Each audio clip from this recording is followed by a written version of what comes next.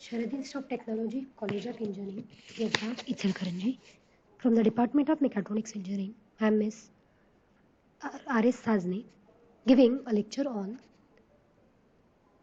piezoelectric transducers from the course MEMS unit number 5. So what is meant by piezoelectric transducers? It is an electroacoustic transducer that uses or used for the conversion of pressure or mechanical stress into a actuating electrical force. Piezoelectric transducers converts physical quantity into an electrical voltage which is easily measured by the electrical voltage which is easily measured by analog or digital meter. So we can conclude that from this definition that piezoelectric transducers will convert pressure or mechanical stress into a electrical force or electrical voltage. That voltage can be measured by any device. Moving forward, then we will see about the definition. When a mechanical force or stress is applied to some material along certain plane, then they will produce the electrical voltage. This electrical voltage can measure using voltage measuring devices. If varying potential is applied to proper axis of crystal, it will change the dimension of the crystal, thereby deforming it. This effect is known as piezoelectric effect. So as shown in figure, we can say that if you apply some force on the material or crystal plane, then it will provide you an output voltage. Or if you apply a output voltage to a piezoelectric crystal, then it will change its dimension, and this effect is called as piezoelectric effect. Then what are the various types of piezoelectric crystals available in our life? First one is the natural crystals. Quartz is one type of piezoelectric crystal. Then synthetic crystals are Rochelle salt, lithium sulfate, potassium titrate and ceramic materials, etc. Then how to calculate the voltage generated by using piezoelectric crystals?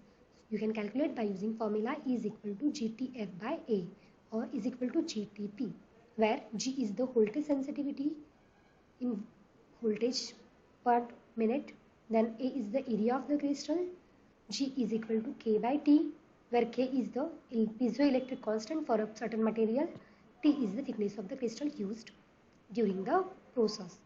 F is the force in Newton applied on any crystal, and P is the pressure in Newton per meter square. Then what are the applications of these piezoelectric crystals? You can use it in medical diagnostic ultrasonic imaging process. You can use it in electrical lighter. Inkjet printers head can be made in actuating with the help of piezoelectric transducers. Or seismograph are used to measure the vibrations of the rockets can be made by using piezoelectric crystals. What are the advantages of using this piezoelectric transducer? No need for the external force. Easy to handle and use. It has a small dimension. High frequency response. Parameters change very rapidly.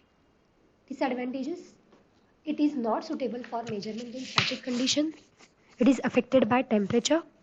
Output is low, so some external circuit is attached to it for the further processing. It is very difficult to give desired shape to this material and also desired strength. These are some disadvantages of this piezoelectric crystal. So this is basic about the piezoelectric transducer. Next we will see about the piezoresistive sensor. Same as that of piezoelectric crystals, piezoresistive sensors has some same working principle as that of the piezoelectric crystals. These are the devices that are fabricated by diffusion resistance on the substrate of a semiconductor material in accordance with piezoresistive effect of the semiconductor material. Substrate can be directly used as a measuring sensor element, and diffusion resistor is connected in the form of bridge of this in the substrate. The sensor uses integrated technology to integrate resistance strip on a monocrystalline silicon membrane to make a silicon piezoresistive chip.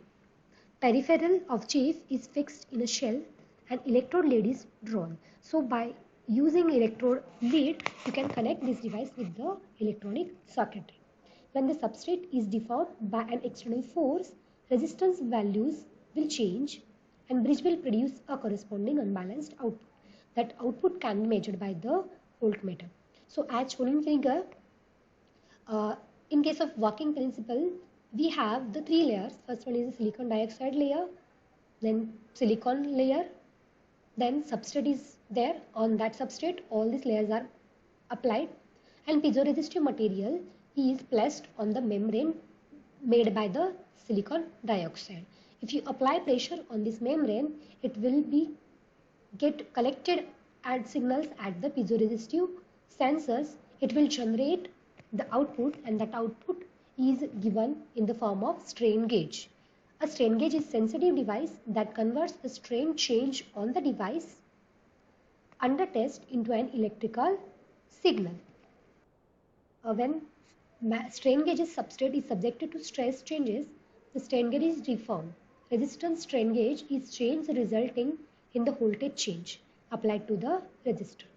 Strain gauge typically have small change in resistance, so we form strain bridges and amplified by the subsequent instrumentation. Amplifiers and then transmitted to the processing circuit to display or actuator for the operation.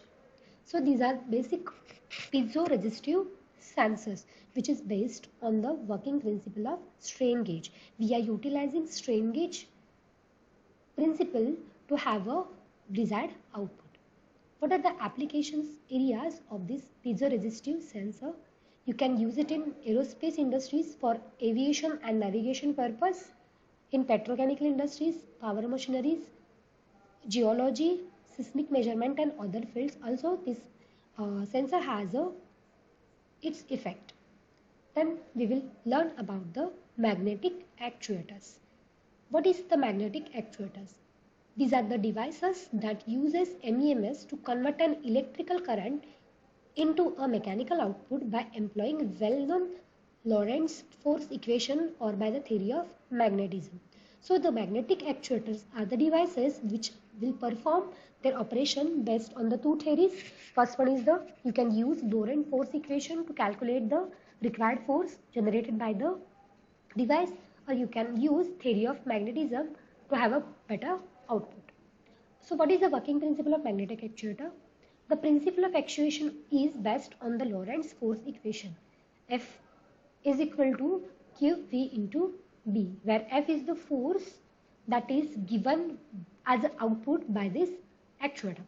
When the current carrying conductor is placed in a static magnetic field, as shown in figure, you can see here a conductor of length dl is placed in between the N and S pole, or you can say it in a magnetic field. Then this will be produced around the conductor, interacts with the static field to produce a force. This force can be used to cause displacement of a mechanical structure. So this is the basic working principle of magnetic actuator. If you are placing any magnetic conductor, electrical conductor, then this magnetic field is crossed by this conductor will be filled some force.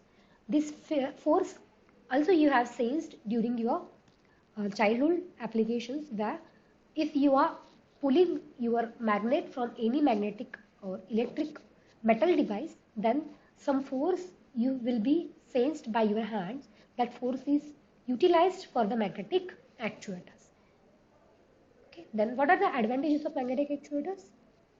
It is a high actuation force and stroke is given by this magnetic actuator, as we are knowing that north N and S pole has a strong magnetic field, so high actuation force can be developed. Direct fully linear transduction can be done using magnetic actuators. Then bidirectional actuation can be done. Contactless remote actuations can be done. Low voltage actuations can be done.